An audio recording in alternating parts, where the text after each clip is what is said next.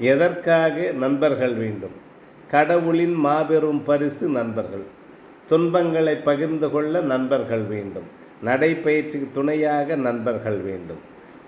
நல்லது கெட்டது சொல்ல சில நண்பர்கள் வேண்டும். அறிவுரை சொல்ல சில நண்பர்கள் வேண்டும். அடித்து திருத்த சில நண்பர்கள் வேண்டும். கொடுப்பதற்கு சில நண்பர்கள் வேண்டும். கேட்பதற்கு சில நண்பர்கள் வேண்டும். தட்டி கொடுக்க சில நண்பர்கள் வேண்டும். பொறுப்பான சில நண்பர்கள் வேண்டும். புறம் பேசாத சில நண்பர்கள் வேண்டும். பக்குவமாய் எடுத்து சொல்ல சில நண்பர்கள் வேண்டும்.